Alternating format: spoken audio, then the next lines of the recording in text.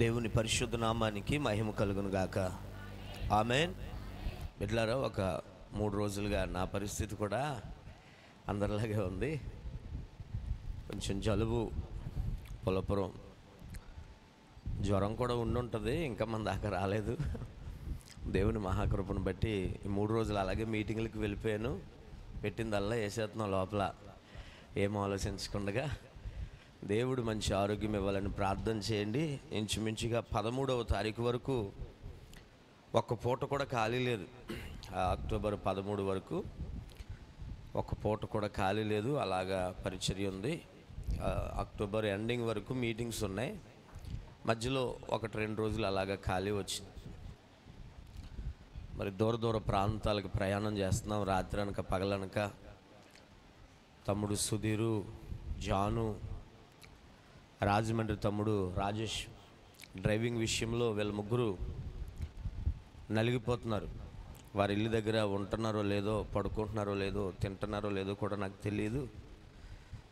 మరి వారి పనులన్నీ ఆపుకుని, వారి ఇళ్లను వదిలి, వారి ఆదాయాలు వదిలి దేవుని సేవకై నాతో పాటు వారు ప్రయాణం చేస్తూ ఉన్నారు.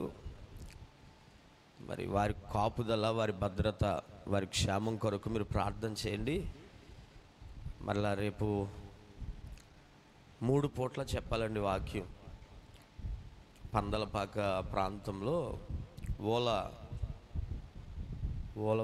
ఓలపల్లి అనే ప్రాంతానికి వెళ్తాను రేపు మార్నింగు, ఆఫ్టర్నూన్, ఈవినింగ్ 3 సెషన్స్ మాట్లాడాలి. మళ్ళీ ఎల్లుండి మార్నింగ్, నైట్ మాట్లాడాలి. నాకు దేవుడు శక్తిని ఇచ్చేలాగిన మీరు అందరూ కూడా ప్రార్థన చేయండి. ఆమేన్. నాకు చెప్పాను కదా, గత 2 వారాలుగా చెప్తున్నాను. 3 సంవత్సరాల నుంచి అక్టోబర్ 1-2 తారీఖుల్లో నాకు ఏదో ఒక ప్రమాదం జరుగుతూనే వచ్చింది. అక్టోబర్ నెల దొరబడుతూ ఉంది కనుక అక్టోబర్ నెలలో దేవుని కాపుదలకు వచ్చేలాగా ప్రార్థన చేయండి. రేపు ఓలపల్లి ప్రార్థనకి వెళ్తాను. 1వ తారీఖు ఉదయకాలం మన సంఘంలో కుటుంబ ఆశీర్వాద కూడిక జరుగుతుంది. సంఘానికి ప్రేమ విందు ఏర్పాటు చేయబడుతుంది కనుక సంఘమంతా మరి ఆరాధనలో పాల్గొందండి.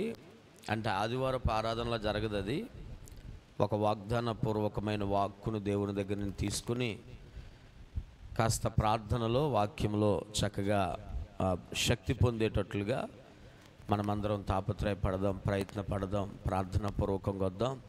మీతో పాటు మీ కుటుంబాలను, మీ బంధువులను, మీకు తెలిసిన వారిని ఆరాధనకు ఆహ్వానించండి. నిశ్చయముగా దేవుడు తన కార్యము జరిగించునుగాక. ఆమేన్. పరిశుద్ధ గ్రంథములో నుండి గత వారం కొంతవరకు దేవుని వాక్యాన్ని మనం ధ్యానం చేసి ఆగాము. హెబ్రీలకు రాసినటువంటి పత్రిక 6వ అధ్యాయ భాగంలో, హెబ్రీలకు రాసినటువంటి పత్రిక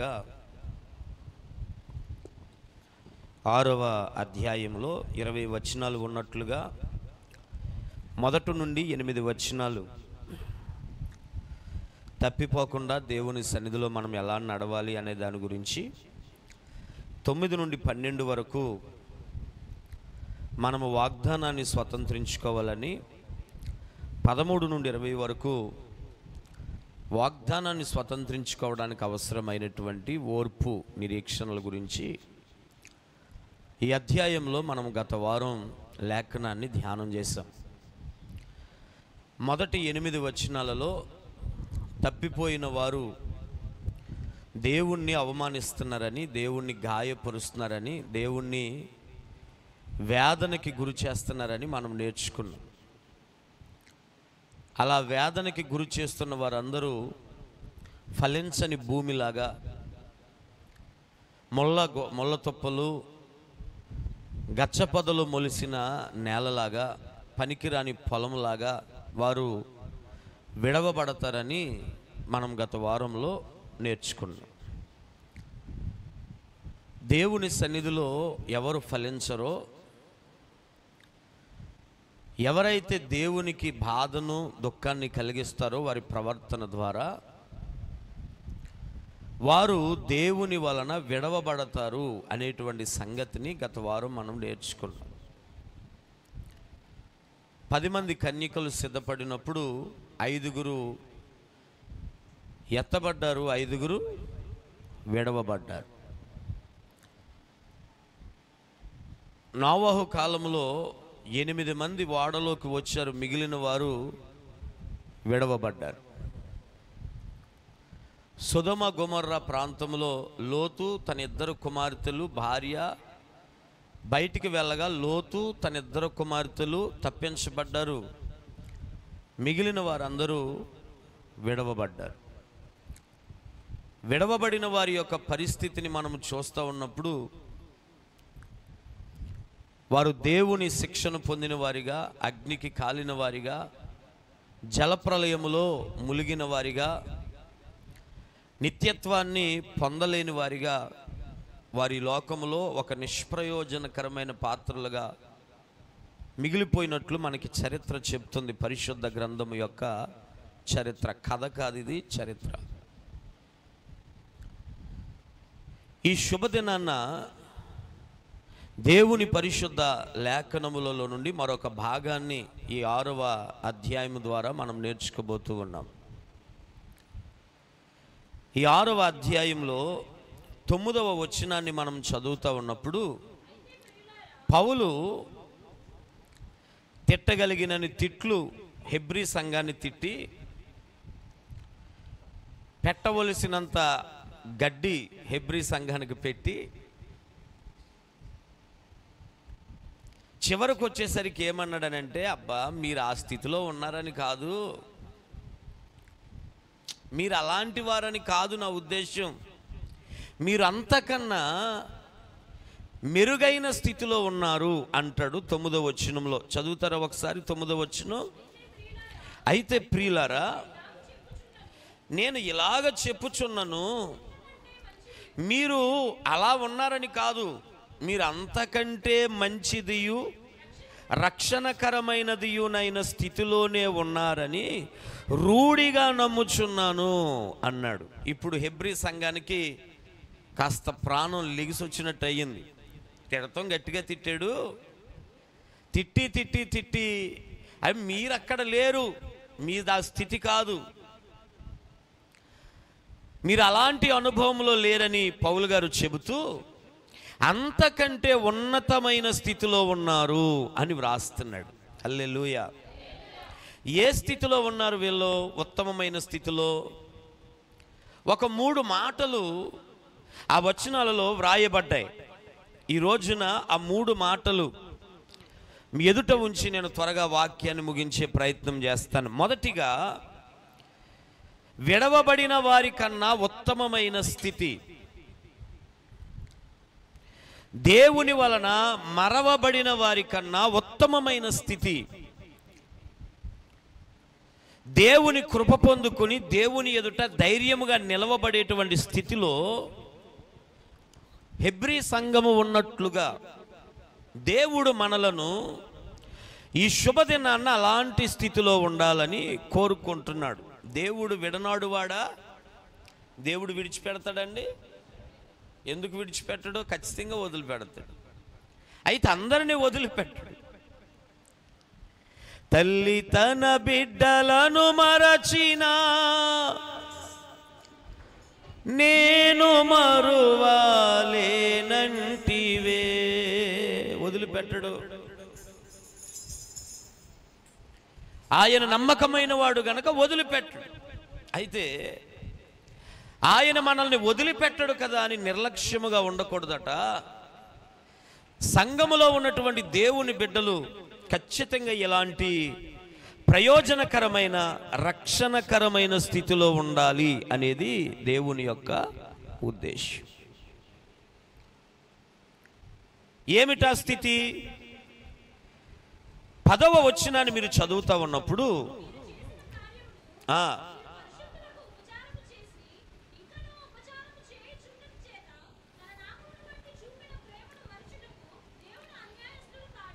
తన నామమును బట్టి మీరు చేసిన ప్రేమను, మీరు చూపిన ప్రేమను చేసిన పరిచర్యను మరుచుటకు దేవుడు అన్యాయస్తుడు కాడు అని పౌలు గారు గట్టిగా తేటగా బలంగా చెప్తున్నాడు.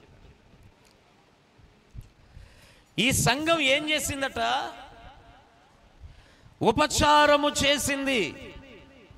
నా మాటలు అర్థమవుతున్నాయా? ఏం చేసింది ఈ సంఘం?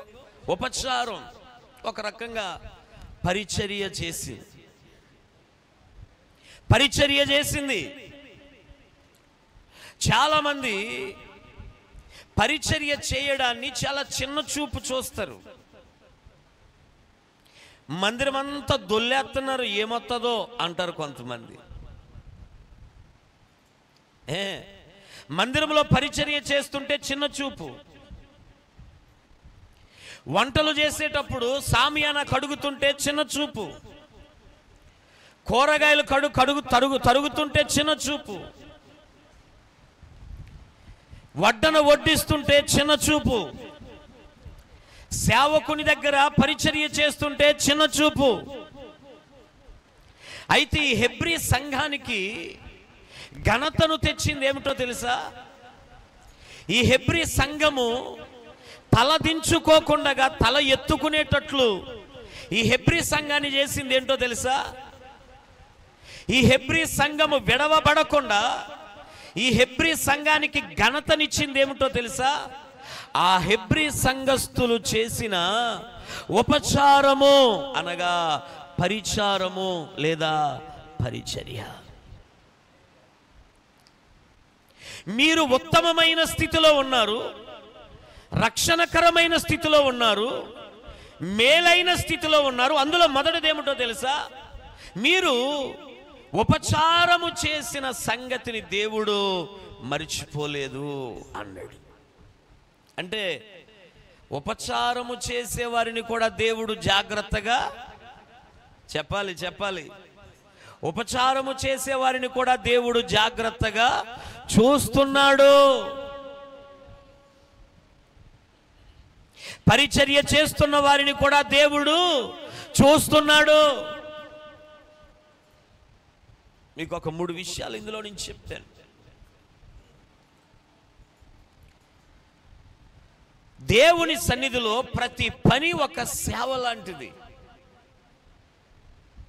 ఎవరి కొరకు చేస్తున్నావు అని అడిగితే దేవుని కొరకు, దేవుని ఇంటి కొరకు. 3 విషయాలు మీకు చెప్తాను. ఉపచారము చేయు వారిని దేవుడు మర్చిపోడటండి. ఒక్కరు అన్నారు, గాడ్ బ్లెస్ యు అమ్మ, ఉపచారము చేసేవారిని దేవుడు మరిచిపోడట. ఒకసారి ఈ మాటలు మీరు చదివితే మీకు ఆశ్చర్యమయ్యే పద్ధతి, మాట, సందేశాన్ని దేవుడి రోజున మనకి ఇవ్వబోతున్నాడు. చూడండి ఒకసారి పరిశుద్ధ గ్రంథాన్ని మీరు జాగ్రత్తగా చదివితే ఈ విధంగా ఈ మాటలు వ్రాయబడ్డాయి. చదువుతారా ఒకసారి? లూకా శుభవార్త 22వ అధ్యాయం 27వ వచనం.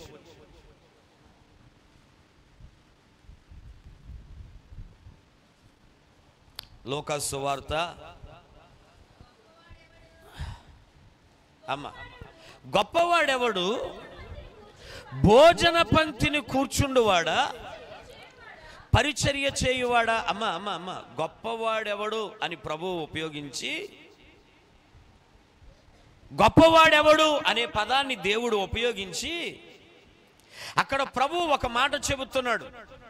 భోజన పంక్తిని కూర్చుండువాడు గొప్పవాడా, పరిచర్య చేసేవాడు గొప్పవాడా అని మాట్లాడి, అయినను మీ ఎదుట నేను పరిచర్య చేయువానిని పోలి ఉన్నాను అని పరిచర్య చేశాడు ప్రభు. ఇంకొక మాట చెప్తా, మనుష్య కుమారుడు పరిచారము చేయించుకోవడానికి రాలేదు కానీ పరిచారము చేయడానికే వచ్చాను అని చెప్పాడు యేసు ప్రభు. నా మాటలు అర్థమవుతున్నాయా? మొదటి మాట, యేసు ప్రభు అంతటి వాడే నడుమునకు తువాలు కట్టుకుని శిష్యుల పాదాలు కడిగాడు, పరిచారము చేశాడు.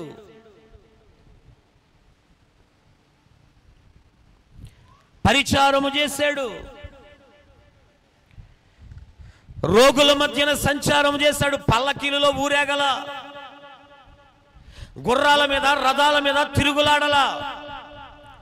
ఆయన ఒక సాధారణమైన వ్యక్తిలాగా పరిచారము చేస్తూ ప్రజల మధ్యన సంచారం చేశాడు. ఎవరు గొప్పవాడు అని అడిగితే పంక్తిలో కూర్చున్నవాడే. కానీ ప్రభు అన్నాడు, నేను పంక్తిలో కూర్చుని అంత పరిచర్య చేయించుకునే స్థితిలో నేను రాలేదు, నేనే మీకు పరిచర్య చేయుటకు వచ్చాను అన్నాడు ఆయన. ఓకే, రెండవ మాటను మీకు నేను చూపిస్తాను. ఒకసారి పరిశుద్ధ గ్రంథంలో నుంచి మాటలు మీరు చూడాలని మనం చేస్తాను. పేతురు రాసిన మొదటి పత్రిక 4వ అధ్యాయం 10-11 వచనాలు.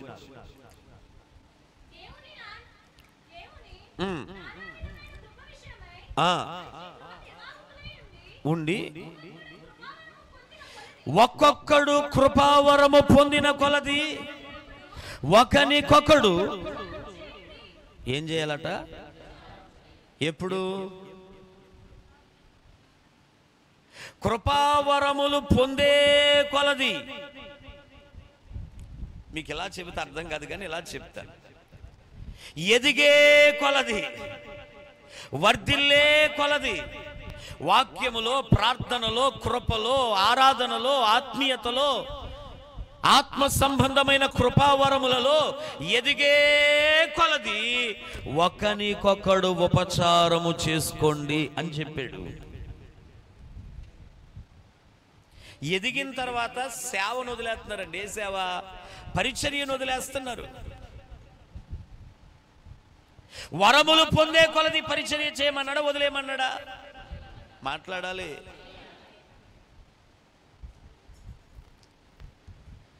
వరములు పొందే కొలది పరిచర్య చేయి. ఇంకొక మంచి మాట 11 చదువు.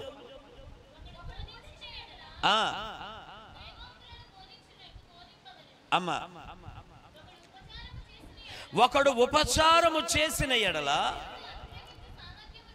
సామర్థ్యము నొంది, స్తోత్రం కలుగునుగాక. ఉపచారం ఎలా చేయాలట? దేవుడు అనుగ్రహించు సామర్థ్యము కొలది. శరీరాన్ని దాచుకోక, బలాన్ని దాచుకోక, జ్ఞానాన్ని దాచుకోక, తెలివిని దాచుకోక, సామర్థ్యాన్ని దాచుకోక, దేవుడు మనకిచ్చిన పరిస్థితులన్నిటిలో దేవుని ఉపచారము మనము జరిగించాలి. ఆమేన్. రెండవ మాట, ఇందులో నుంచి రెండవ మాట మీకు నేను చూపిస్తాను. రెండవ రాజుల గ్రంథము 3వ అధ్యాయం 11వ వచనాన్ని, 19వ అధ్యాయం, మొదటి రాజుల గ్రంథం 19వ అధ్యాయం 21వ వచనం చదవండి.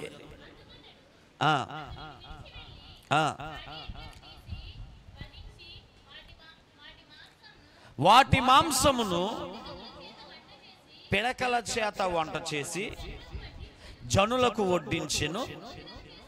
వారు భోజనము చేసిన తర్వాత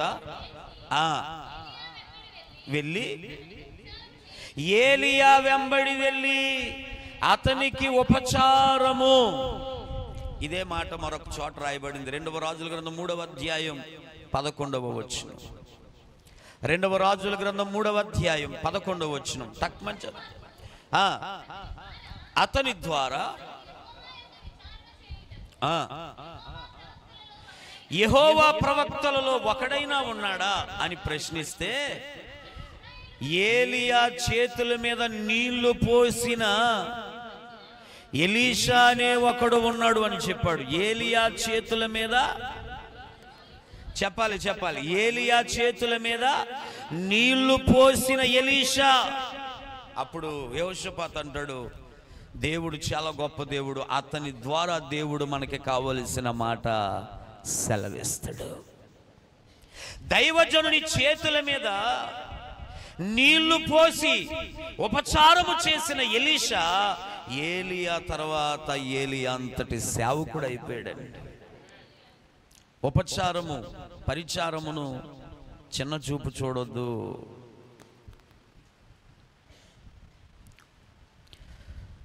సమూయేలును గూర్చిన గ్రంథ భాగములో, లేఖన భాగములో ఏలీ ఎదుట సమూయేలు యెహోవాకు పరిచర్య చేయుచుండెను అని వ్రాయబడింది.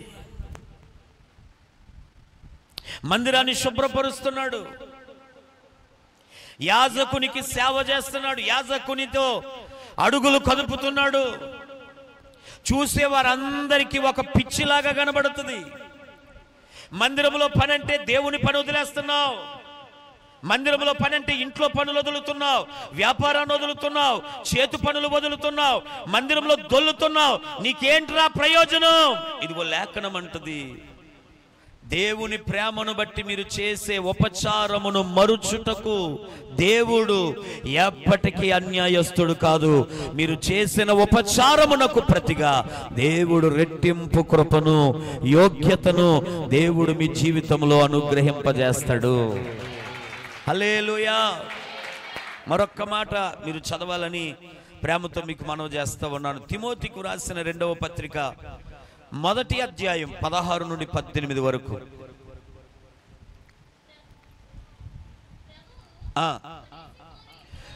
ఒనేసిఫోరు ఇంటి వారి యందు కనికరము చూపునుగాక, నేను రోమాకు వచ్చినప్పుడు నా సంఖ్యలను గూర్చి సిగ్గుపడక శ్రద్ధగా నన్ను వెతికి కనుగొని అనేక పర్యాయములు ఆదరించెను. మరియు ఎఫెసులో ఎంతగా ఉపచారము చేసెనో, స్తోత్రం చెప్పండి, ఒనేసిఫోరు చేసిన ఉపచారమును బట్టి ఒనేసిఫోరు ఇంటి వారు కరుణింపబడుదురుగాక అని పౌలు దీవించాడండి.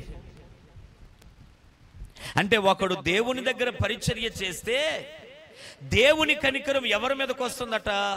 పరిచర్య చేస్తున్నవా అని ఇంటి మీదకి వస్తుంది. ఇవి చిన్న మాటలు కాదు, ఇవి చిన్న మాటలు కాదు. ఎలియా చేతుల మీద నీళ్లు పోసిన వాని ఫలము, ప్రవక్త ఫలము ఎలీషా పొందుకుంటే, దైవజనుని సంఖ్యలలో, శరసాలలో, బలహీనతలలో దైవజనుని ఆదరించి, ప్రేమించి, ధైర్యపరిచి, వాదార్చిన ఒనేసిఫోరు పరిచారము వలన ఒనేసిఫోరు ఇంటి వారు ఆదరించబడ్డారు, దీవించబడ్డారు, ఆశీర్వదించబడ్డారు. దేవుని వలన వారు కరుణించబడ్డారు. ఉపచారంలో 3వ భాగం పరిశుద్ధ గ్రంథంలో నుండి మీరు చదవండి. లోకాసు వార్త 8వ అధ్యాయం 3వ వచనం. లోకాసు వార్త 8వ అధ్యాయం 3వ వచనం. మీరును ఇతరులనేకులను తమకు కలిగిన ఆస్తితో అపోస్తులకు లేదా సేవకులకు లేదా ప్రభు శిష్యులకు ఉపచారము చేయుచు వచ్చిరి. దేనితోనట? ఆస్తితో. చెప్పండి, దేనితో? సంఘములో కొంతమంది ఉన్నారు, పేర్లు ఎత్తి చూపడం అంత అవసరం కాదని నా అభిప్రాయం. మందిరములో ఏదైనా కార్యక్రమం జరుగుతున్నప్పుడు వారింట్లో ఉన్నాయో లేదో కూడా వారు చూసుకోవట్లేదని. ఎన్నోసార్లు వారు ఇస్తున్న కానుకలకు నా కళ్ళ నీళ్ళ తప్ప, హృదయము చలించిపోయి కన్నీళ్లు విడిచి ప్రభువుకి కృతజ్ఞత చెప్పడం తప్ప నేను వారికి ఏమీ చేయలేని బలహీనునిగానే ఉండిపోయాను. వారి కలిమి, వారి కష్టం, వారి సంపద ఏదైనా దేవుని పని వచ్చినప్పుడు వెనక తీయకుండా దేవుని పనికి ఖర్చు పెడుతున్నారు. అప్పుడప్పుడు అనుకుంటాను, ఈ డబ్బులు ఉంటే వీళ్ళకి ఒక నెల అద్దె వెళ్ళిపోతుంది, ఈ డబ్బులు ఉంటే వీళ్ళకి ఒక నెల పోషణ వెళ్ళిపోతుంది. తీసుకోవడానికి కొన్నిసార్లు మనసు రాదు. ఈ కానుకలు ఈ సేవలో వాడే కన్నా వీళ్ళ పిల్లల భవిష్యత్తుకు ఉపయోగపడితే, అమ్మా వద్దు ఉంచండి, వద్దమ్మా ఉంచండి. వాళ్ళ మీదే, వాళ్ళు ఇక్కడ ఉన్నారు, వాళ్ళ మాటలు వింటున్నారు, వాళ్ళకి చెప్తాను నేను, మీ పిల్లల భవిష్యత్తుకు ఉంచండి. వాళ్ళు అంటారు, దేవుని తర్వాతే మా పిల్లలు దేవుని సేవకు ఉపయోగించాలి. దేవుడు వారిని వదిలిపెట్టలేదు, మర్చిపోలేదు, దాటిపోలేదు. దేవుని కొరకు వారు వేసే ప్రతి అడుగునకు ప్రతిగా దేవుడు విస్తారమైన కార్యములతో, సమృద్ధి అయిన దీవెనలతో దేవుడు వారిని క్షేమముగా నడిపించుచున్నాడు. చప్పట్లు కొట్టి ప్రభుని స్తోత్రం చెబుతారా? హల్లెలూయా. అలాగని బిడ్డలిచ్చిన కానుకలు ఎప్పుడు ఒకానొక టైంలో నేను ఏడ్చాను. నా సొంత ఖర్చులకి ఎక్కువ వాడాల్సి వస్తుంది మంచి డబ్బులు అని దేవుణ్ణి సరిచేయమని ఏడ్చాను. దేవుడు సరిచేశాడు. స్తోత్రం కలుగును గాక. సేవకి, దేవుని పనికి తప్ప నా ఇంటి సరుకులకో, ఫర్నిచర్కో, బంగారాలకో, వస్త్రాలకో నేను ఎప్పుడు ఆ ధనాన్ని వ్యర్థం. ఇలా కానుకలు వస్తే అలా సేవకు ఉపయోగించడమే దేవుని సేవలో నేను నేర్చుకున్నానండి. స్తోత్రం కలుగును గాక. అందుకే ఏ కార్యమును తలపెట్టినా దేవుడు విజయవంతంగా ముందుకు నడిపించుకుంటూ పోతున్నాడు. స్తోత్రం కలుగును గాక. హల్లెలూయా, హల్లెలూయా. కనుక కొందరు కానుకల ద్వారా ఉపచారం చేస్తే, కొందరు శారీరక అలసట ద్వారా ఉపచారం చేస్తే, మరి కొందరు సేవకునికి వెన్నంటి ఉండి ఉపచారము చేస్తున్నారు. మార్త, యోహాను సువార్త 12వ అధ్యాయం 1వ వచనంలో రాయబడుతుంది, ఆ ఇంట మార్త ఉపచారము చేయుచుండెను. నిజమే కదా? మీరు చేస్తున్న ఉపచారమును దేవుడు మర్చిపోడు. మీరు చేసే ప్రతి పరిచర్యకు తగిన ఆశీర్వాదపు ఫలాన్ని దేవుడు నిశ్చయముగా మీ బ్రతుకుల్లో కుమ్మరించునుగాక. కానుక రూపముగా, శారీరక శ్రమ రూపకముగా, సేవకుని పక్షముగా మీరు చేస్తున్న ఉపచారములన్నిటినీ దేవుడు మరొక్కసారి జ్ఞాపకము చేసుకొని రెట్టింపు దీవెనలతో మిమ్మలను ఆయన నింపునుగాక, నింపునుగాక. హల్లెలూయా.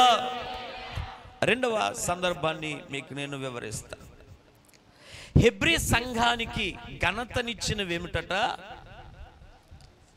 ఉపచారము చేసిన సంగతే హెబ్రీ సంఘానికి ఘనతనిచ్చింది. హల్లెలూయా.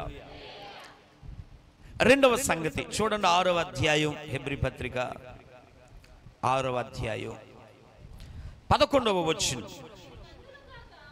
మీరు అక్కడ మంచి మాట మాట్లాడతాడమ్మా. ఉపచారము చేయుచుండుట చేత తన నామమును బట్టి చూపిన ప్రేమను మరిచే దేవుడు కాడు. దాని యొక్క భావం అది. మరుచుటకు దేవుడు అన్యాయస్తుడు. మరి ఏం చేస్తాడు ఆయన? 115వ కీర్తన ఒకసారి చదవండి. 115వ కీర్తన 12వ చరణం చదవండి.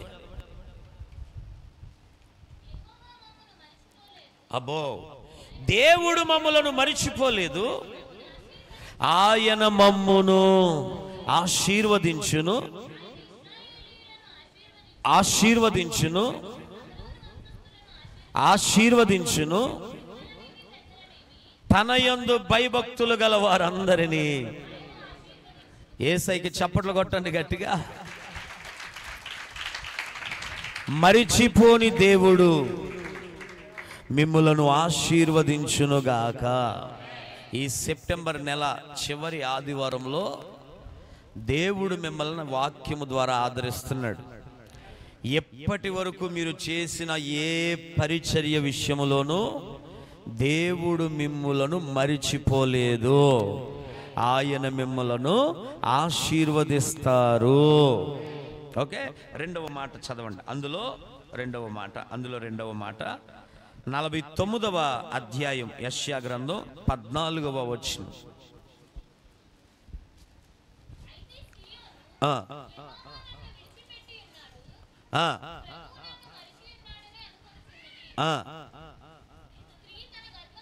స్త్రీ తన గర్భమున పుట్టిన చంటి బిడ్డను మరుచునా, వారైనా మరుచుదురు గాని నేను నిన్ను. హల్లెలూయా. 42వ కీర్తన 9వ చరణంలో తీకండి తలలు పైకి లేపండి వాక్యాలు. 42వ కీర్తన 9వ చరణంలో కీర్తనాకారుడు అంటాడు, ఎంతకాలం నన్ను మర్చిపోతావు అంటాడు దేవుణ్ణి. ఎంతకాలం మర్చిపోతావు నన్ను? మరొక మాట 13వ కీర్తన 1వ చరణంలో కూడా దేవుడు నన్ను మరిచిపోయాడు అని అనుకుంటున్నాడట భక్తుడు. ఎవరో ఇక్కడ ఉన్నారు, ప్రతిరోజు మీరు ఇదే బాట దేవునితో నడుస్తున్నారు. గుర్తులేని ఆయనకి మర్చిపోయాడు నన్ను. నా ఆలోచన ఏమి దేవునికి ఉండదు. వెరుమొఖం దాన్ని నాకున్నంత ప్రేమ, ఆయన మీద నాకున్నంత ఆలోచన, ఆశ ఆయనకి నా మీదేమి. దేవుడు నా మీద సీత కన్ను వేసాడట. ఏ కన్ను చెప్పాలి అంటే చూసి చూడనట్లుగా మర్చిపోయాడు ఆయన. ఈయనంటాడు, స్త్రీ తన గర్భమున పుట్టిన చంటి బిడ్డను మర్చిపోతుందా? వారైనా మర్చిపోతారు, కానీ నేను నిన్ను మరచిపోను. మరలా చెబుతున్నాడు దేవుడు, నేను నిన్ను మరచిపోను, నేను నిన్ను మరచిపోను. మరేం చేస్తావు? నిశ్చయముగా నిన్ను ఆశీర్వదిస్తాను. ఆమేన్, ఆమేన్, ఆమేన్. దేవుడు మర్చిపోలేదండి. ఇళ్ళ దగ్గర ఉన్న వాళ్ళు కూడా అనుకోవచ్చు, ఈరోజు ఆరాధనకు రానోళ్ళు, ఎంత ప్రార్థన చేశానండి నేను అయ్యగారు, ఎన్ని ఉపవాసాలు చేశానండి, ఎన్ని జాగరణలు చేశానండి, ఎంత కన్నీరు విడిచానండి. మర్చిపోయాడండి ఆయన. వాక్యం ఏమంటుంది? ఆయన మరుచుటకు అన్యాయస్తుడు కాడు. నీవు మర్చిపోకు దేవుణ్ణి. తగిన కాలమందు పంట కోయబోతున్నావు, తగిన కాలమందు దీవెనని ఎత్తుకోబోతున్నావు, తగిన కాలమందు ఆశీర్వాదాన్ని మోయబోతున్నావు, తగిన కాలమందు సమృద్ధితో నడిపించబడబోతున్నావు, తగిన కాలమందు నీ కార్యమును నీవు స్వతంత్రించుకోబోతున్నావు. దేవుడు దీనిని త్వరపరుచునుగాక. రెండవ మాట మనం చూద్దాం, 11వ వచనాన్ని చదువుదాం.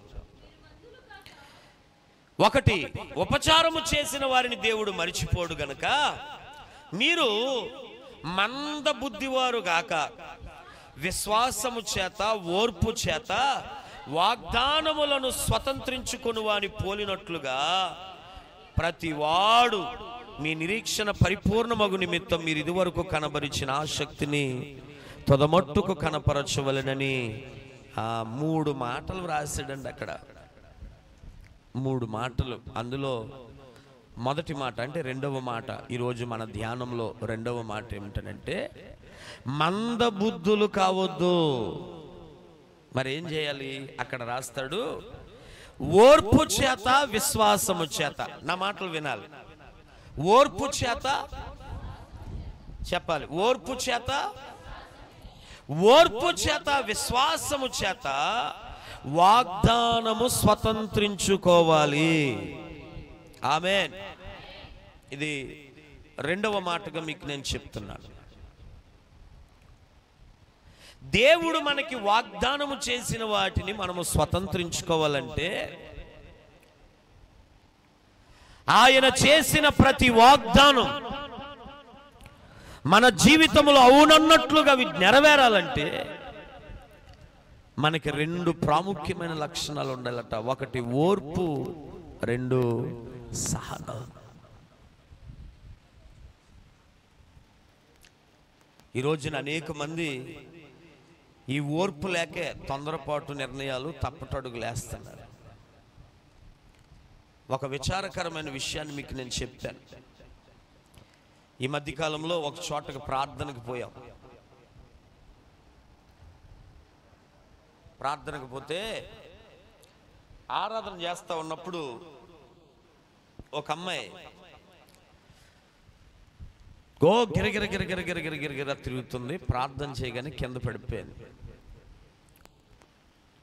అలా ప్రార్థన చేయడానికి ఇలా చేపియగానే కింద పడిపోయింది. కింద పడి బోరు ఏడుస్తూ ఉంది బలిపీఠం ప్రక్కనే. దురాత్మండి దురాత్మండి దురాత్మండి అంటున్నారు వాళ్ళు, కానీ అది దురాత్మ కాదు. దెయ్యం పట్టిన వాళ్ళు ఎలా ఉంటుందో కాస్త వివేచించే ఆ కృపను దేవుడు అనుగ్రహించాడని నేను ఎక్కువగా దేవుని నమ్ముతాను. స్తోత్రం కలుగును గాక. దురాత్మక ప్రార్థన అయిపోతూ ఉండగా నాకు బాధ కలిగి, అసలు ఈ కండిషన్ ఏంటి, దెయ్యం కాదు నిజం చెప్పండి అని నిలబెడితే అప్పుడు అమ్మాయి గురించి వాళ్ళు చెప్తున్నారు. అమ్మాయి 7th క్లాస్ చదువుతుంది. 3వ నెల అబార్షన్ చేయించారు. ఓవర్ బ్లీడింగ్ వల్ల మానసికంగా శక్తిని కోల్పోయి, మానసిక అంటే మెంటల్ పేషెంట్ లాగా డిప్రెషన్కి లోనైపోయి కొట్టుకుంటుంది కింద పడి. 7th క్లాస్ అమ్మాయి అంటే 13 సంవత్సరాల వయసు ఉంటుందేమో గట్టిగా ఉంటే.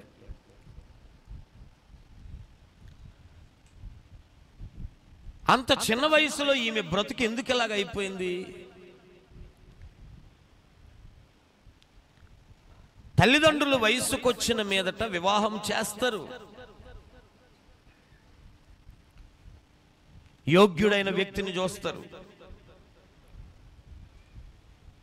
మంచి చెడ్డ చూస్తారు, పని చూస్తారు, ఉద్యోగం చూస్తారు.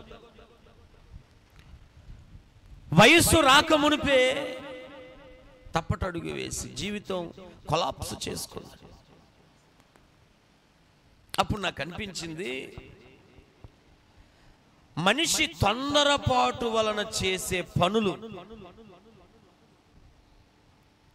మనిషి ఉద్రేకముతోనూ తొందరపాటుతోనూ చేసే పనులు మనిషి జీవితాన్ని ఎంత నిర్వీర్యం చేస్తూ ఉన్నాయో.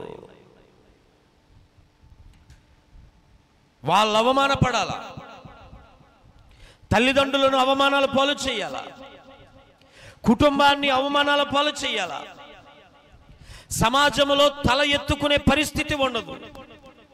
ఎందుకు అని అడిగితే కాలం వచ్చే వరకు ఆగలేదు. తన కాలంలో ఏది జరగాలో అది జరుగుతుంది, అప్పటి వరకు ఆమె వెయిట్ చేయలేదు. పరిశుద్ధ గ్రంథములో ఒక మాట వ్రాయబడింది, అకాలపు కాయలు రాలినట్లుగా నక్షత్రాలు రాలిపోతాయి అని.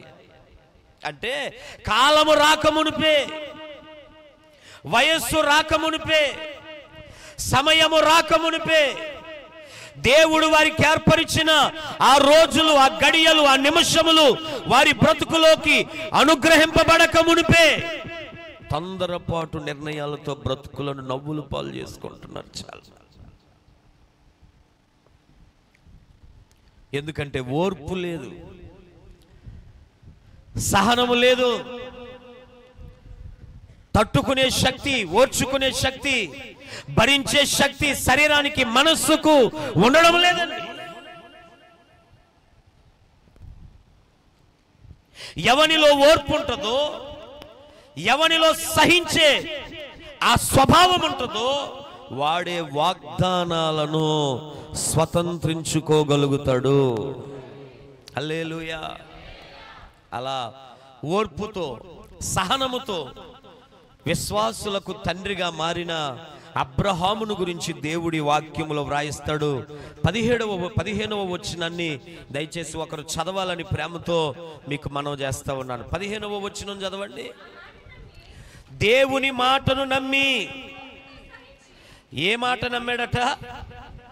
నిశ్చయముగా నేను నిన్ను ఆశీర్వదింతును, నిశ్చయముగా నిన్ను విస్తరింపజేతును అని దేవుడు సెలవీయగా ఆ మాట నమ్మి ఓర్పుతో సహించి వాగ్దాన ఫలము పొందెను. కుడి చేయి పైకి లేపి దేవునికి ఒక స్తోత్రం చెప్పండి.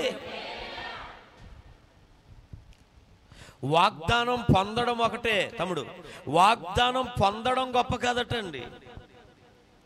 వాక్యాన్ని పొందడము గొప్ప కాదట, పిలుపుని పొందడము గొప్ప కాదట, దేవుని చిత్తము తెలియడం గొప్ప కాదటండి.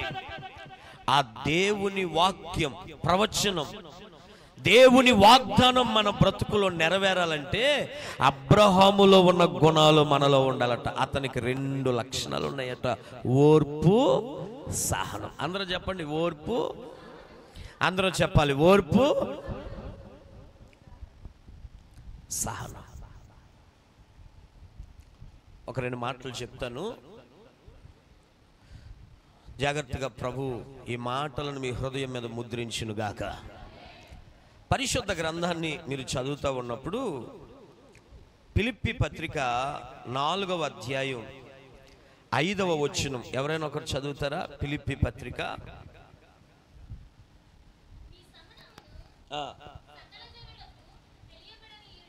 ఏం చేయాలటమ్మా?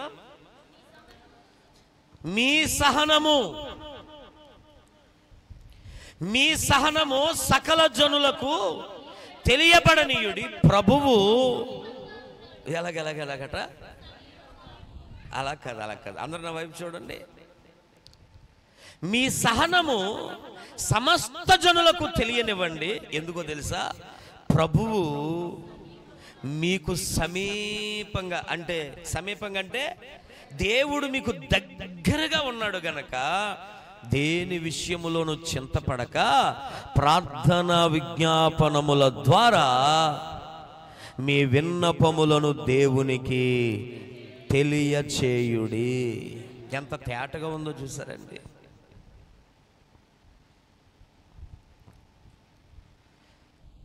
మీ ఓర్పు సకల జనులకు తెలలటండి.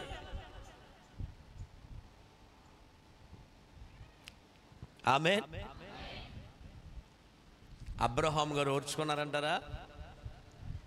చెప్పట్లేదు. అబ్రహాం గారు ఓర్చుకున్నారా? మీకు అర్థం అవ్వేలా చెప్తాను. షారాయి అనే మాటకు అర్థం జగడగొండి అని. సారా అంటారు కదా. ఏ సారా? ఆ సారా కాదు, బైబిల్లో సారా అబ్రహాము భార్య. పొరపాటున మళ్ళీ అక్కడికి వెళ్తారు, మీరు వెళ్ళర్లే. స్తోత్రం కలుగును గాక. సారా మొదటి పేరేంటో తెలుసా? సారా మొదటి పేరేంటి? సారాయి అనే మాటకు అర్థం ఏంటంటే జగడగొండు, దురదగొండు. అబ్రహాముకి సుఖం ఉంచలేదండి. ఎంతకాలం ఇస్తాడు? ఎంతకాలానికి ఇస్తాడు పిల్లని దేవుడు? ఎంతకాలం ఆగాలి? 15 సంవత్సరాలు అయ్యింది. ఏది పిల్ల లేదు.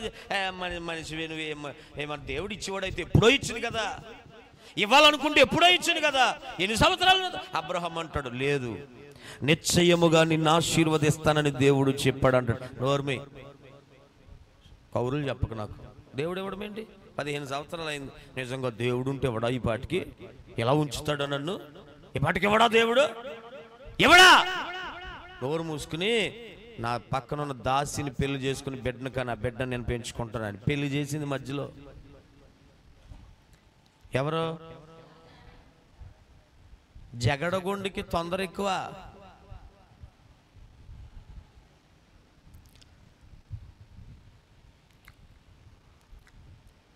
వెంటనే అయిపోవాలన్నీ. మిషన్ తయారు చేసినట్టుగా తయారు చేసేది కాదు జీవితం.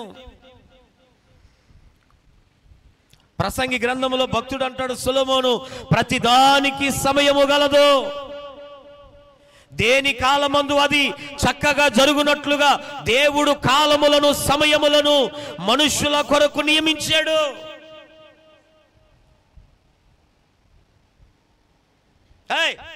అబ్రహాం దాసిని చేసుకో పెళ్ళి.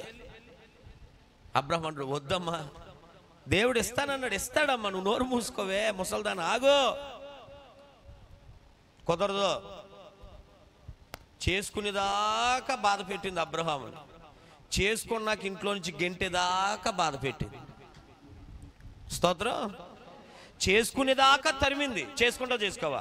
ఇంకో ఏం చేసావు? నేను చెప్పింది ఏమయ్యో, నేను చెప్పింది ఏం చేసావు? ఏమయ్యో, నేను చెప్పింది ఏం చేసావు? ఆ సారా కాదు, సారాయి బాధ పడలేక చేసేసుకున్నాడు. చేసుకున్నాక పిల్లోడు పుట్టాక ఈ హాగరట తన యజమానురాలని నీచంగా చూసిందంట. మళ్ళీ ఇంకో బాధ, చూసావా నాకు పిల్లలు లేరని అది నన్ను అవమానంగా చూస్తుంది, నీచంగా చూస్తుంది. గెంటే ఇంట్లోంచి బయటికి, గెంటే పనికొచ్చిందాన, పనిలోకి వచ్చిందాన, నా మీదే పెద్దనం చేస్తావంటే, నా మీదే అజమాయిషి చేస్తావంటే, పోయా బయటికి అని బాధ పెట్టడం మొదలు. మామూలు ఏడుపు కాదు, బైబిల్లో రాయబడింది అబ్రహాము ఇష్మాయేలు కొరకు కన్నీరు విడిచి ప్రార్థన. అబ్రహాం అంతటోడి కళ్ళ నుంచి కన్నీళ్లను పుట్టించిన గొప్ప వనిత సారాయి, జగడగొండు. అబ్రహాము ఓర్పుకు కూడా తూట్లు పొడి చేసింది. అబ్రహాము సహనానికి కూడా గండు కొట్టేసింది. అబ్రహాము ఓర్పుని కూడా ముక్కలు చేసేసింది. ఎవరు చెప్పట్లేదు మీరు? రాయి కాదు, జగడగొండి. అప్పుడప్పుడు మన కుటుంబాల్లో ఇలాంటి జగడగొండోళ్ళు ఉంటారు. ఓర్పుకు విరోధంగా, సహనానికి విరుద్ధంగా వీళ్ళ మాటలు, వీళ్ళ చేష్టలు, వీళ్ళ అడుగులు ఉంటాయి. ఓ తరిమేస్తారండి, దొంగ పోలీసుడు దొంగను తరిమినట్టుగా.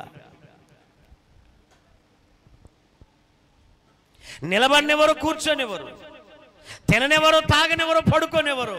ఇలా కంగారి దేనికో, ఎందుకో మనకేమీ అర్థం కాదు.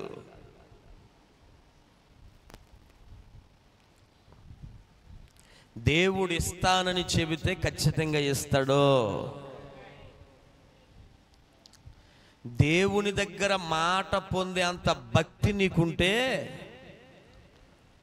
దేవుడు ఇచ్చే వరకు ఎదురు చూసే ఓర్పుని కూడా అలవాటు చేసుకో. తొందరపాటు అడుగులేస్తే దెబ్బ తినేస్తావు, పతనమైపోతావు, పాడైపోతావు, చల్లారిపోతావు, చిత్తైపోతావు, పనికిరావిక దేనికి.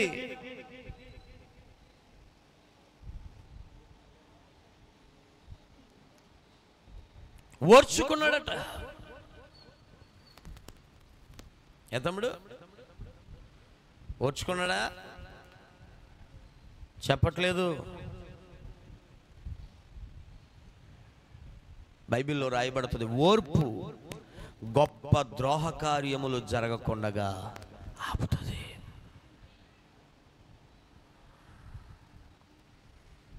హెబ్రీ పత్రిక 12వ అధ్యాయం మీరు ఒకసారి చదువుతారా?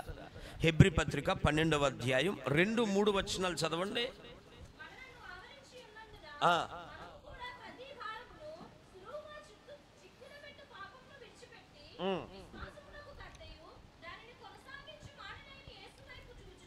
విశ్వాసమునకు కర్తయు దానిని కొనసాగించువాడునైనా యేసు వైపు చూచుచు మన ఎదుట ఉంచబడిన పందెపు రంగములో ఓపికతో పరిగెట్టెదము. చప్పట్లు కొడతారా గట్టిగా? హల్లెలూయా, హల్లెలూయా. ఓపికతో పరిగెట్టాలటండి, ఓర్పుతో పరిగెట్టాలండి, సహనముతో పరిగెట్టాలి.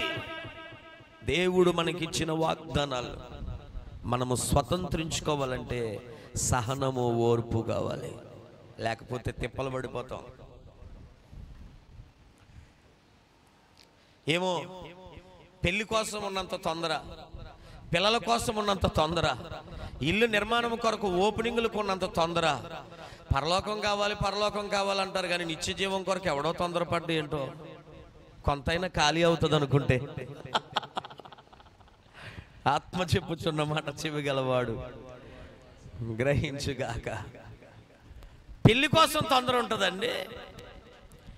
పెళ్ళయ్యాక పిల్లలను కనాలని తొందర ఉంటుందా? ఇల్లు కట్టాలి, ఓపెనింగ్ చేయాలని తొందర ఉంటుందా? మరి అసలు మనకి దేవుడిచ్చిన వాగ్దానం ఏంటి? నిత్య జీవం. అది పొందాలనే తొందర ఒక్కటికి ఉండదండి. అయ్యో వచ్చేస్తున్నాడు ఆయన, రారాజుగా న్యాయాధిపతిగా యేసు వస్తున్నాడు అతి త్వరలో, నా యేసు వస్తున్నాడు అతి త్వరలో. నేడే రక్షణ దినమండి, మారు మనసు పొందండి. నేడే రక్షణ దినమండి, ప్రభు ఆగమనమందు ఆదరిని చేరండి. రాజు వస్తున్నాడు అతి త్వరలో, మన రాజు వస్తున్నాడు. హల్లెలూయా. నిత్య జీవము కొరకు తొందర ఉండదు కొంతమంది. వ్యర్థమైన విషయములకున్న తొందర విశ్వాస సంబంధమైన వాటికి ఉండదు. 2 చైర్లు అలా పైన ఏడు తమ్ముడు. ఓర్పు ఉండాలి. రెండవది ఏముండాలి? జాగ్రత్తగా మీరు ఈ మాటలు పట్టుకోండి. ఆదికాండ గ్రంథంలోకి ఒకసారి వద్దాం. మీరు చక్కగా వాక్యం వింటున్నారు కనుక మీకు చెప్తున్నాను, లేకపోతే చెప్పనండి. చూడండి, ఆదికాండ గ్రంథం 14వ అధ్యాయం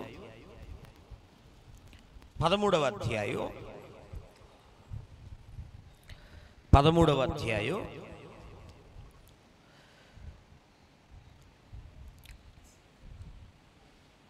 11, 12 వచనాలు ఒకరు చదవండి. కాబట్టి లోతు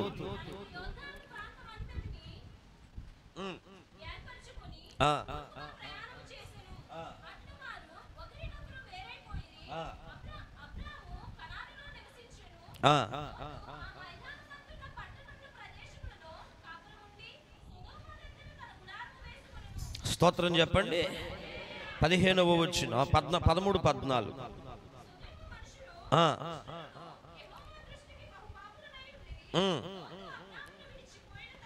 లోతు అబ్రామును విడిచిపోయిన తర్వాత నీ ఉన్న చోట నుండి ఉత్తరపు తట్టు, దక్షిణపు తట్టు, తూర్పు తట్టు, పడమటి తట్టు చూడు. నీవు చూచుచున్న ఈ దేశమంతటిని నీకును నీ సంతానమునకు సదాకాలము స్తోత్రం కలుగునుగాక.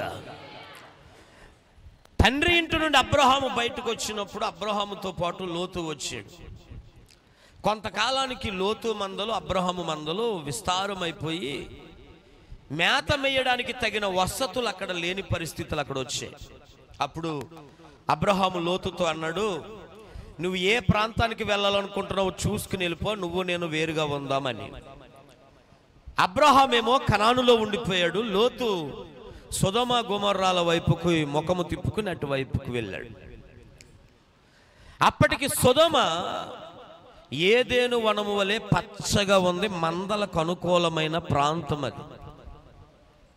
అబ్రహాము వెళ్ళిన కనాను చవిటి పర్రగా సారము లేని నేలగా ఉంది. ఇప్పుడు అబ్రహాము సారము లేని ఎండిన నేల వంటి కనానులో ఉన్నాడు. ఉపయోగము లేని, ప్రయోజనము లేని ప్రాంతములో ఉన్నాడు. పిలుపు ఉన్నవాడేమో ఫలము లేని చోట ఉన్నాడు. పిలుపు లేనివాడేమో ఫలవంతమైన ప్రాంతంలో ఉన్నాడు. నా మాటలు అర్థమవుతున్నాయా? దేవుడి చేత పిలవబడిన వాడేమో సారము లేని నేలలో ఉన్నాడు. పిలుపు లేనివాడు పచ్చగా ఉన్న యోర్దాను వైపునున్నాడు. ఇప్పుడు దేవుడు పచ్చగా ఉన్న యోర్దాను పక్కన ఉన్న వాడి దగ్గరికి వెళ్ళలేదట. ఎండిన నేల మధ్యన, చవిటి పర్రల మధ్యన, సారము లేని నేల మధ్యన దేవుని కొరకు ఎదురు చూస్తున్న అబ్రహాము దగ్గరికి దేవుడు వచ్చి మాట్లాడుతున్నాడు. అబ్రహామా, నా మాట విని నువ్వు బయటకు వచ్చావు గనక నీవు నిలబడిన ఈ కానాను భూభాగాన్ని బలపరిచి నీకును నీ సంతానానికి సదాకాలము, అంటే కాలమున్నంత వరకు నీ సంతానానికి ఇచ్చేస్తానని వాగ్దానం చేశాడు. స్తోత్రం కలుగును గాక. హల్లెలూయా. ఓర్పుతో సహించాడు. కొందరు అబ్రహాముని వదిలి వెళ్ళిపోయిన ప్రాణమైన వారు, ఇష్టమైన వారు, నచ్చిన వారు, తన అనుకున్నవారు, ప్రాణము పెట్టుకున్న వారందరూ తనను వదిలి వెళ్ళిపోయిన అబ్రహాము దేవుని కొరకే ఓపిక కలిగి ఉన్నాడు. దేవుడు అబ్రహాముని ఆశీర్వదించును. బిడ్డలారా, మరొక సంగతిని మీరు ఈ రోజున చదవవలసిన వారై ఉన్నారు. చదవండి ఒకసారి పరిశుద్ధ గ్రంథంలో నుండి యాకోబు పత్రిక 1వ అధ్యాయం 2-4 వచనాలు.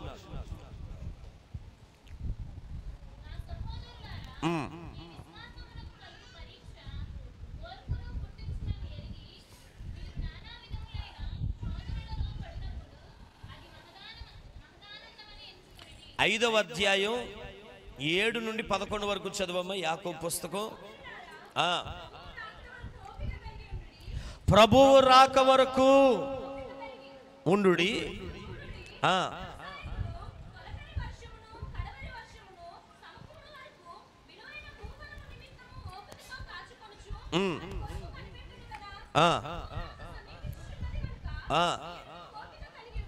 మీరును ఓపిక కలిగి ఉండుడి.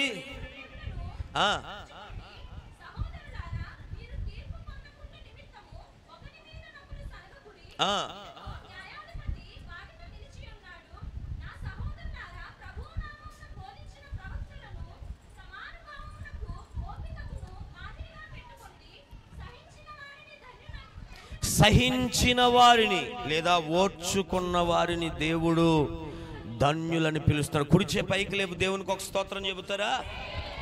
ఈరోజు మన ఉపదేశంలో 2వ సంగతి, మొదటిదేమో ఉపచారము చేస్తున్న వారిని దేవుడు మరిచిపోడు, వారిని దేవుడు ఆశీర్వదిస్తాడు. రెండవదిగా, దేవుడు మనకిస్తానన్నవి మన బ్రతుకులోకి రావాలంటే కాస్త ఓర్పు, కాస్త సహనము చాలా ప్రాముఖ్యమైనవి. అబ్రహాము సహించాడు, యోబు శ్రమలను సహించాడు, ప్రభువైన యేసు శిలువ శ్రమలను సహించాడు, ఓర్చుకున్నాడు. ఓర్పుతో మన ప్రాణములను దక్కించుకుందుము. సహనము సకల జనులకు తెలియబడనీయుడి. వాగ్దానము చేసిన గొప్ప దేవుడు నిశ్చయముగా మీ కార్యములను సఫలము చేయునుగాక. అప్పటి వరకు కాస్త ఓపికగా ఉండాలి, సహనంగా ఉండాలి, నిరాశపడిపోకూడదు. తొందరపాటు ఆలోచనలు, తొందరపాటు నిర్ణయాలు ఏమి చేయకూడదు. ఓపికగా చూడాలి ప్రభు కొరకు.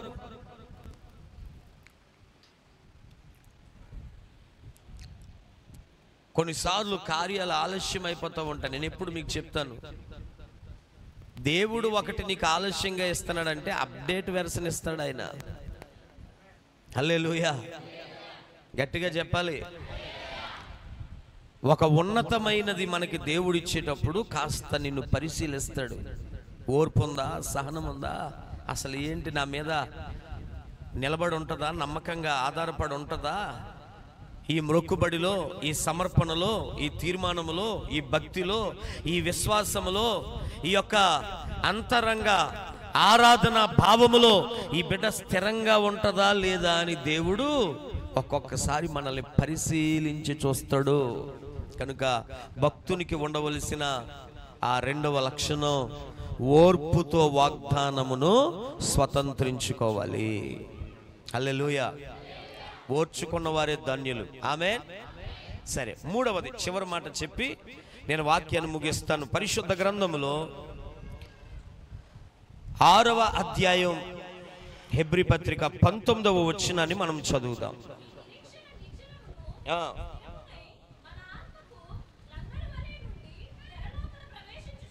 అమ్మా పైనుండి చదువుతా ఒకసారి, 17 నుండి చదువు.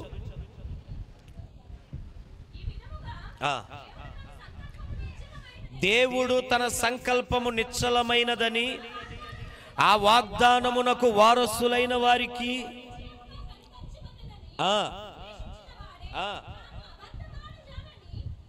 నిశ్చలమైన 2 సంగతులను బట్టి మన ఎదుట ఉంచబడిన నిరీక్షణను చేపట్టుటకు బలమైన ధైర్యము కలుగునట్లు దృఢపరిచెను.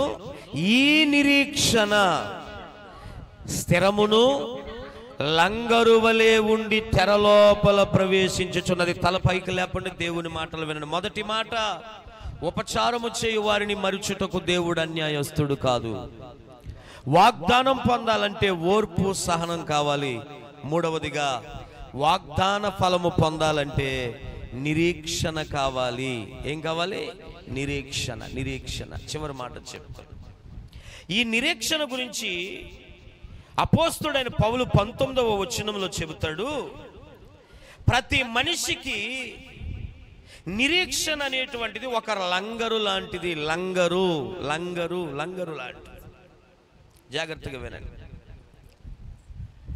నిరీక్షణ, అందరూ నోరుతో ఈ మాట చెప్పండి. నిరీక్షణ అనండి.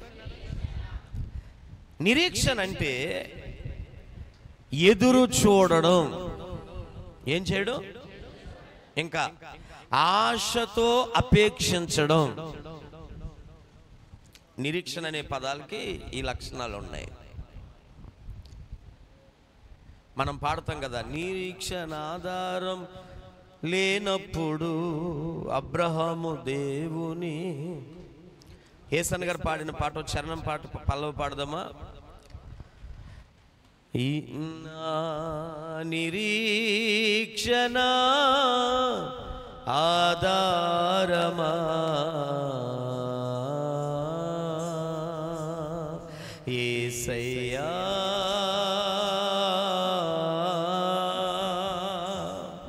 నా నిరీక్షణ ఆధారమా, నా నిరీక్షణ ఆధారమా, నా నిరీక్షణ ఆధారమా. నా ఒంటరి పయనంలో నా జీవితానికి ఆశ్రయ దుర్గము నీవే. నా ఒంటరి పయనంలో నా జీవితానికి ఆశ్రయ దుర్గము నీవే. నాలోనే నీవుండుము, నీలోనే నన్ను దాయుము. నాలోనే నీవుండుము, నీలోనే నన్ను దాయుము. యేసయ్యా,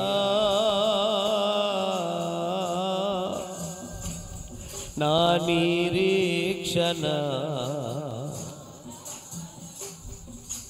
నా నిరీక్షణ ఆధారమా,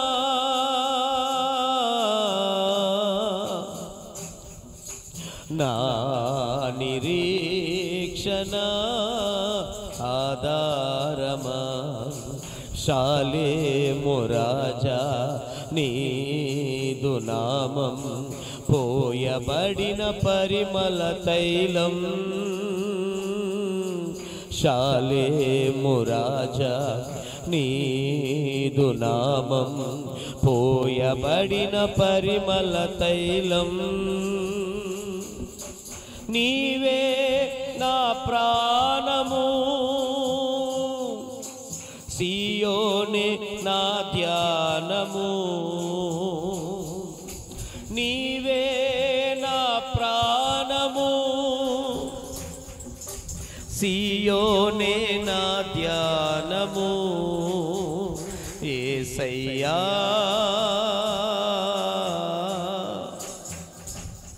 నా నిరీక్షణ ఆధారమా.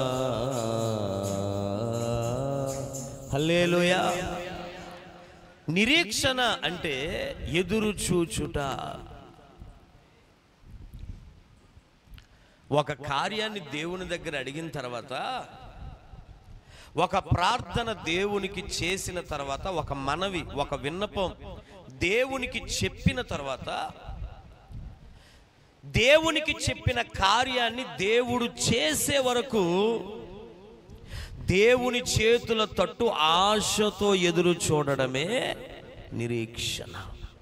ఎందుకంటే విననేరక యుండునట్లు ఆయన చెవులు కురచకలేదు, రక్షింపనేరకయుండునట్లు ఆయన హస్తములు కొరచ కాలేదు. మన ప్రార్థనలు వింటున్నాడు ఆయన. నీకు పదాలు రావచ్చు, రాకపోవచ్చు, మాటలు రావచ్చు, రాకపోవచ్చు, విజ్ఞాపన రావచ్చు, రాకపోవచ్చు, యుక్తముగా ఎలా ప్రార్థించాలో రావచ్చు, రాకపోవచ్చు.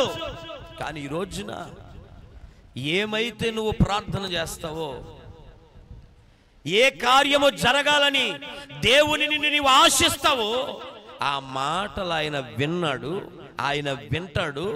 ఆయన విన్న తర్వాత ఆయన చేసే కార్యము కొరకు కాస్త ఎదురు చూసే అనుభవం ఉండాలా.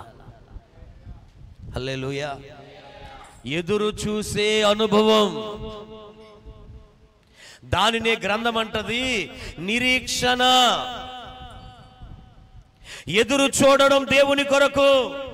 ఎగ్జామ్స్ రాసిన వారు రిజల్ట్స్ కొరకు ఎదురు చూసినట్లుగా, పని చేసిన వాడు సాలరీ కొరకు ఎదురు చూసినట్లుగా, దూర ప్రాంతానికి వెళ్ళిన వాళ్ళు తిరిగి వచ్చే వరకు పిల్లలు ఎదురు చూసినట్లుగా, ప్రార్థించిన ప్రతి ఒక్కరూ దేవుని కార్యము కొరకు ఎదురు చూడాలి. దాన్నే నిరీక్షణ అని పిలుస్తాం.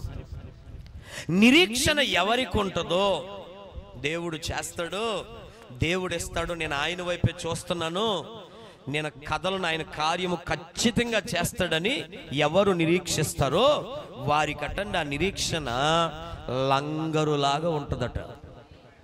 ఎలా ఉంటుంది చెప్పాలి, చెప్పాలి, కాస్త స్వరమైతే చెప్పండి. లంగరు. ఇది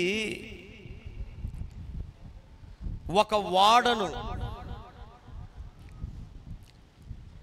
ఒక చోట నిలపడానికి ఉపయోగించేటువంటి పరికరముగా,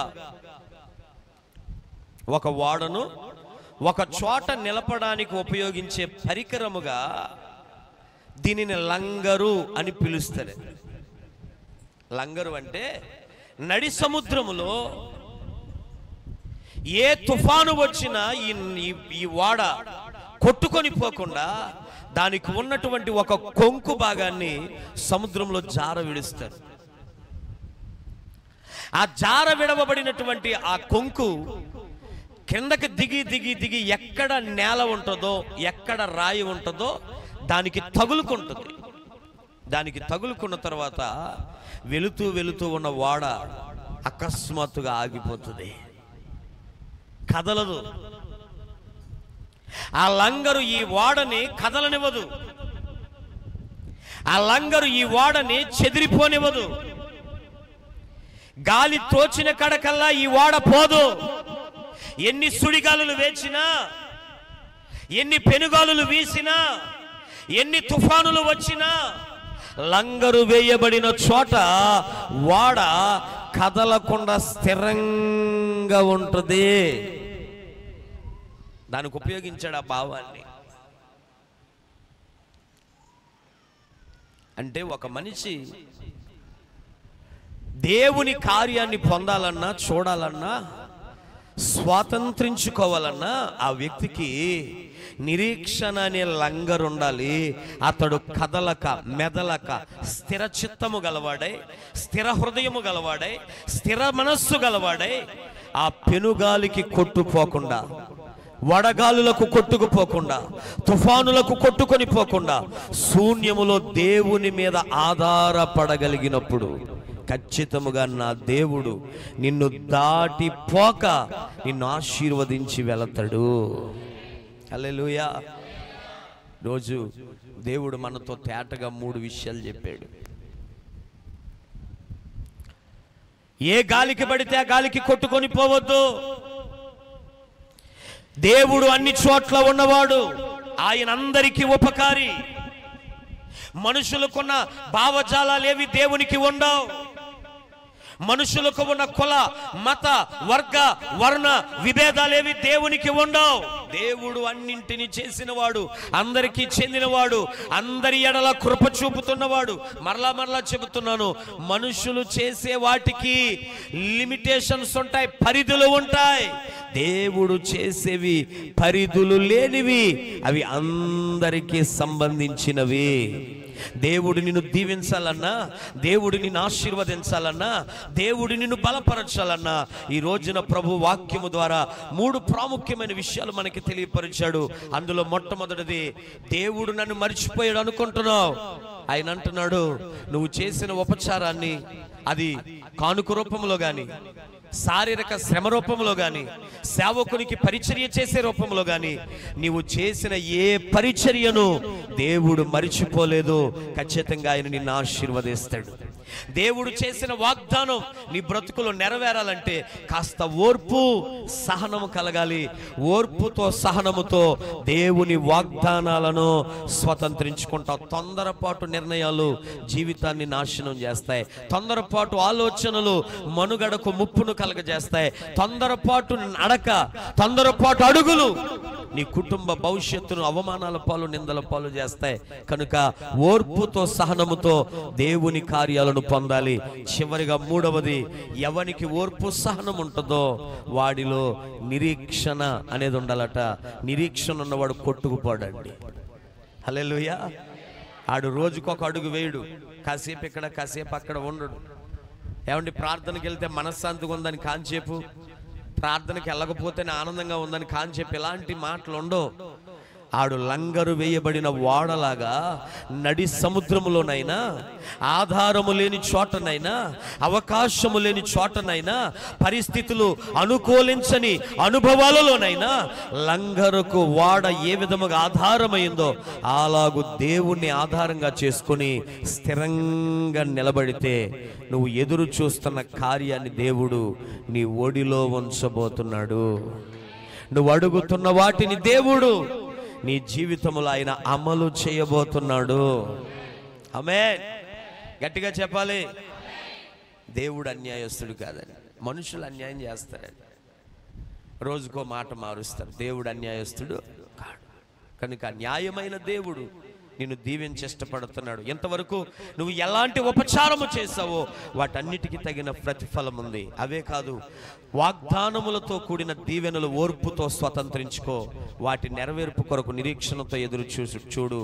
నిశ్చయముగా దేవుడు ఈ అక్టోబర్ నెలలో, సెప్టెంబర్ అయిపోతుంది కదండి, అక్టోబర్ నెల ఎండింగ్ కల్లా, ఆమేన్, అక్టోబర్ నెల చివరి రోజుకి, చివరి వారానికి నీ బ్రతుకులో నుంచి ఒక బలమైన సాక్ష్యాన్ని వచ్చేలాగున దేవుడు నిన్ను ఆశీర్వదించుగాక. గట్టిగా చప్పట్లు కొడదామా? నువ్వు ఎదురు చూస్తున్న కార్యాన్ని పొందుదువుగాక.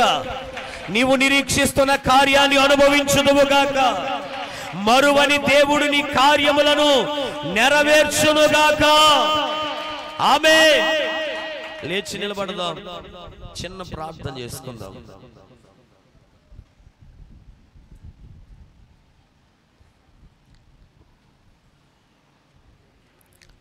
లేచి నిలబడదాం, చిన్న ప్రార్థన. బైబిల్ క్రింద పెట్టండి. అంత బరువు మొయ్యలేరు ఇప్పుడు. బైబిల్ క్రింద పెట్టండి. శూన్యంలో దేవుని వైపు చూడండి. చేతులు ప్రభు వైపుకు చాపండి. ప్రభు తట్టు చూడండి. హల్లెలూయా, హల్లెలూయా. ప్రభు వైపుకు చూడండి. అమ్మా నిలబడండి. ఏ వృద్ధులా మీరు? నిలబడాలి.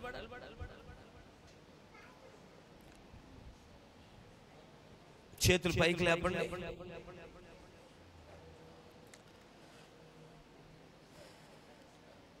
ఉద్యోగ విషయమా, వ్యాపార విషయమా, గర్భఫల విషయమా, వివాహ విషయమా, ఏ దీవెన పొందాలని, ఏ మేలు పొందాలని, ఏ ఆశీర్వాదం పొందాలని ఇక్కడికి వచ్చావు? నీవడిగినవే కాదు, దేవుడు నీకు ఇవ్వాలనుకున్న రక్షణ, దేవుడు నీకు ఇవ్వాలనుకున్న విమోచన, నిత్య జీవాలను కూడా ఈరోజు దేవుడు నీ జీవితంలో అమలు చేయబోతున్నాడు. చేతులు పైకి లేపు ఒక్క నిమిషం మనసారా ప్రార్థన చేయి. అదుగో ప్రభు నీ ప్రక్క నిలబడ్డాడు. ఆయన మన మధ్యన సంచారం చేస్తా ఉన్నాడు. ఆయన మన మధ్యన సంచారం చేస్తా ఉన్నాడు. ప్రభు మన మధ్యన సంచరిస్తూ ఉన్నాడు. అమ్మ కళ్ళు మూసుకోరా చిన్న, కళ్ళు మూసుకుని మనసులో ప్రార్థన చేయి. తండ్రి నన్ను దర్శించు ప్రభువా, తండ్రి నన్ను ఆశీర్వదించు. ఎంతకాలం నేను ఎలా ఉన్నాను, నిన్నే నమ్ముకుని ఉన్నాను, నీ మీదే ఆధారపడి ఉన్నాను, నీపైనే మనసు పెట్టుకుని ఉన్నాను. నీవు తప్ప నాకెవరున్నారు, నీవు తప్ప నాకెవరున్నారు? నన్ను ఆశీర్వదించు, నన్ను దీవించు ప్రభువా. ఏ అవసరతలో నీవు నిండిపోయి ఉన్నావో బిడ్డ ప్రార్థన చేయి. ప్రభు ఈరోజు నీ ప్రార్థన వినడానికి సిద్ధంగా ఉన్నాడు. ప్రభు ఈరోజు నీ ప్రార్థన వినడానికి సిద్ధంగా ఉన్నాడు. నీవేమి అడుగబోతున్నావో నీవడిగినది పొందునట్లుగా కృప కలుగుగాక. అడుగు, అడుగుడు ఇవ్వబడునని పలికిన దేవుడు వాగ్దానం ఇచ్చాడు. అడుగు, నోరు తెరిచి, నోరు తెరిచి అడుగు. కుటుంబం గురించి అడుగుతావా? అడుగు. పరిశుద్ధాత్మ అభిషేకం కొరకు అడుగుతావా? అడుగు. పిల్లల భవిష్యత్తు కొరకు అడుగుతావా? అడుగు, అడుగు, అడుగు. నోరు తెరు, దాచుకోకు. గర్భఫలం కొరకు అడుగుతావా? అడుగు దేవుని. ప్రభు నన్ను దర్శించు.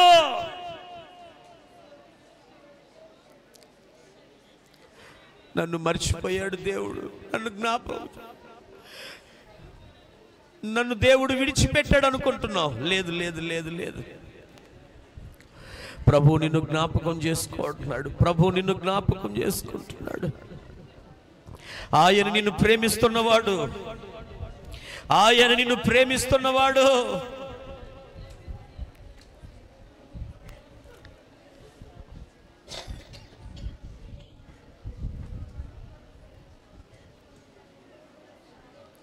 స్వరం రావట్లేదు ఎవరికి, గొంతు రావడం లేదు ఎవరికి. స్వరం ఎత్తి ప్రార్థన చేయలేవా? ఒక నిమిషం దేవుని బిడ్డలారా, ఒక్క నిమిషం ప్రార్థన చేయలేవా? నీ కన్నీరు తొడవబడుటకై, నీ బ్రతుకు మార్పుకై.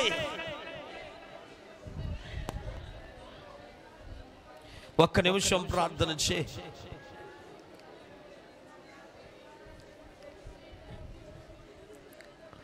నీ కళ్ళ నీరు కార్యముల ద్వారా తొడవబడాలి.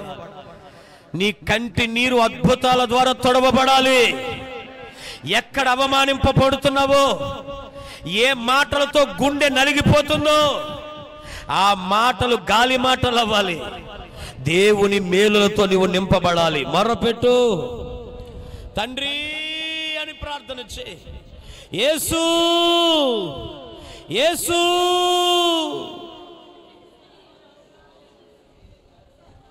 నీవడిగిన వాటిని దేవుడికి ఇవ్వడానికి ఇష్టపడుతున్నాడు బిడ్డ.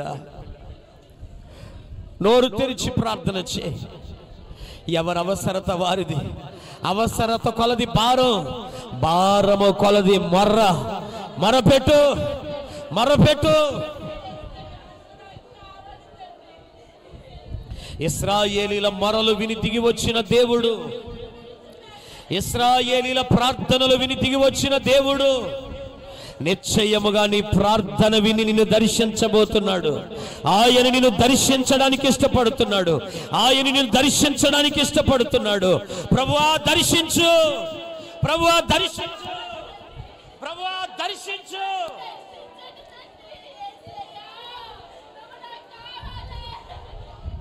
దర్శించు నాయనా.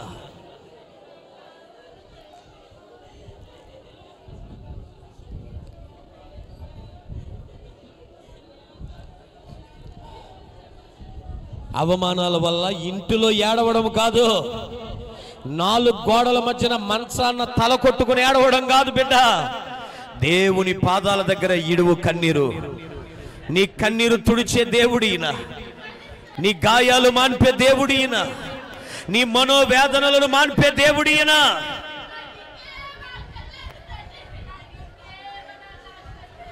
Thank you holy spirit. ప్రభు ఆ బిడ్డలను దర్శించు, ప్రభు ఆ బిడ్డలను దర్శించు. నీ కనికరము రానిమ్మయ్యా, నీ దయను రానిమ్మయ్యా, నీ వాత్సల్యము రానివయ్యా, నీ కటాక్షము రానివయ్యా. ఈ రోజున నీ సన్నిధిలో మర్ర పెడుతున్న వారందరూ నీ కృపతో నింపబడుదురుగాక, నీ కార్యములను చూచుదురుగాక. నోరు తెరిచి ఏమి అడుగుతున్నారో, నోరు తెరిచి ఏమి కోరుతున్నారో యేసు నామములవి జరుగునుగాక, యేసు నామములవి జరుగునుగాక. గట్టిగా చప్పట్లు కొడుతూ ఉండగా దేవుని కార్యములు పొందుకో యేసు నామములో. నీవు అడిగినవి పొందుదువుగాక, నీవు కోరినవి పొందుదువుగాక.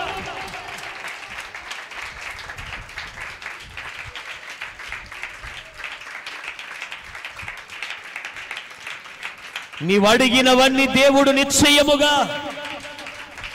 నిశ్చయముగా నీ జీవితంలో అమలు చేయునుగాక.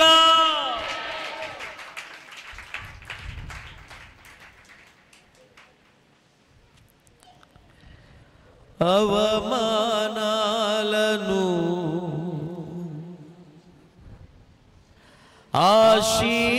ఆశీర్వాదముగా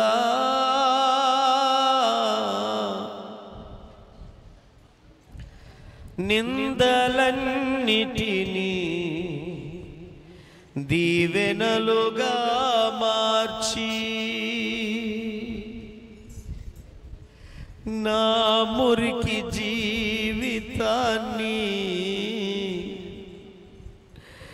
ముత్యముగా మార్చి నేను వేసే ప్రతి అడుగులో నీవే నా దీపమై చిరునవ్వుతో నింపిన యేసయ్యా, చిరునవ్వుతో నింపిన యేసయ్యా. ఆరాధన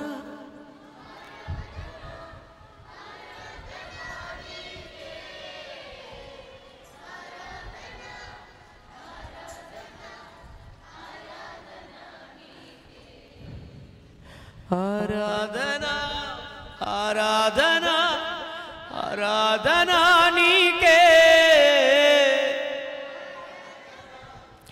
ఆరాధన. ప్రార్థన చేద్దాం. తండ్రి, నీ బిడ్డలు కనుక నీ దగ్గరకు వచ్చారు, నీ వారు గనక నీ పాదాల దగ్గర నిలబడ్డారు, నిన్నే నమ్ముకున్నారు గనక నీ సన్నిధిలో అడుగు పెట్టారు. నన్ను నమ్మిన వాడు ఏనాడు సిగ్గుపడడన్నవే, నా యందు నమ్మకముంచు వాడు ఏనాడు కలవరపడడన్నవే. నిన్నే నమ్ముకుని బిడ్డలు నీ పాదాల దగ్గరకు వచ్చారయ్యా. గుండె నిండా భారముతో నిండి మనస్సు మొక్కలైపోయి ఆలోచనలన్నీ కలవరాలు పడి దిక్కుతోచక దుఃఖముఖులై నీ సన్నిధిలో చేరి ఉండగా ఇక్కడ నిలబడిన ఏ బిడ్డను దాటిపోవద్దు.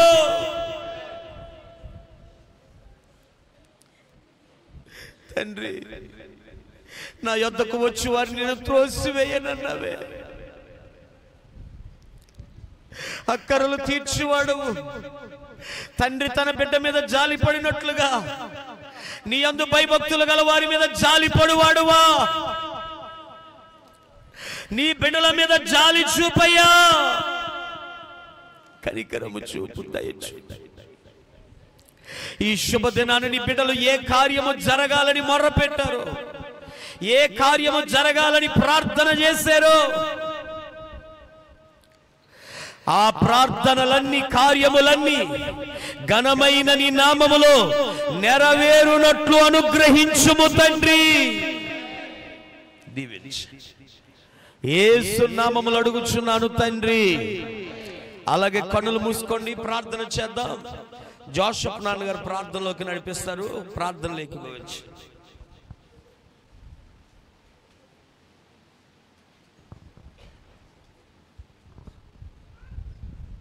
సర్వశక్తి గల కృపగల తండ్రి, నీకు వందనాలు, స్తోత్రాలు చెల్లిస్తున్నాం. మహోన్నతుడు, మహాగణుడ, సర్వాధికారి, సర్వోన్నతుడు ప్రభువా యొక్క మధ్యాహ్న కాల సమయంలో తండ్రి నాయనా నీకు స్తోత్రముల సన్నిధిలో మేమందరూ కూడుకుని ప్రభువా నిన్ను స్తుతించడానికి మీరు ఇచ్చినటువంటి అవకాశాన్ని బట్టి, సమయాన్ని బట్టి నీకు లెక్కలేనిది వేలాది వేలు స్తోత్రాలు, స్తుతులు చెల్లిస్తున్నాము నాయన. గొప్ప దేవుడు నాయన. ఇటువంటి భాగ్యము లేనటువంటి వారు ఎందరో ఉన్నారు ప్రభువా. ఇదిగో ఇటువంటి రక్షణ లేనటువంటి వారు, నీ మాట తెలియని వారు అనేక ప్రజలు ఉన్నారు. వారందరికీ ప్రభువా నీ మాటలు వారికి దాయిత్యమని అడుగుతున్నాం. నీ రక్షణ వారికి అనుగ్రహించమని అడుగుచున్నాం ప్రభువా. నశించిన ఆత్మలను వెదికి రక్షించుటకు ప్రభువా మనుష్య కుమారుడికి లోకానికి మీరు వచ్చినారు. మేము నశించడం నీకు ఇష్టము కాదు, పాడవడం నీకు ఇష్టము కాదు. అంతటా అందరూ మారుమనసు పొంది రక్షింపబడి పరభాగ్యం చేరాలని కోరుతున్నారు. ప్రయాసపడి భారం మోస్తున్న సమస్త జనులారా నా దగ్గర రండి, నేను మీకు విశ్రాంతిని కలుగు చేస్తానని సెలవిచ్చినటువంటి తండ్రి ప్రభువా, నీ యొద్ద వచ్చే వారికి విశ్రాంతి ఉంది, నెమ్మది ఉంది. తల్లి తన బిడ్డ మరుసును గాని నువ్వు మరుసు దేవుడు కాదు. ఎవరు విడిచిపెట్టినా నీ విడిచిపెట్టే దేవుడు కాదు ప్రభువా. దేవానికి స్తోత్రములు తండ్రి, గొప్ప దేవుడు నాయనానికి స్తోత్రములు తండ్రి. ఇదిగో తండ్రి ప్రభువా, నీ కొరకు ఎదురు చూసే భాగ్యము దాయిచ్చేయండి. నిరీక్షణ కలిగి ప్రభువా, నీ యందు నిరీక్షణ జీవితము కలిగి ఎదురు చూసేటువంటి భాగ్యం మాకు దాయిచ్చేయమని అడుగుచున్నాం తండ్రి. దేవానికి స్తోత్రములు తండ్రి.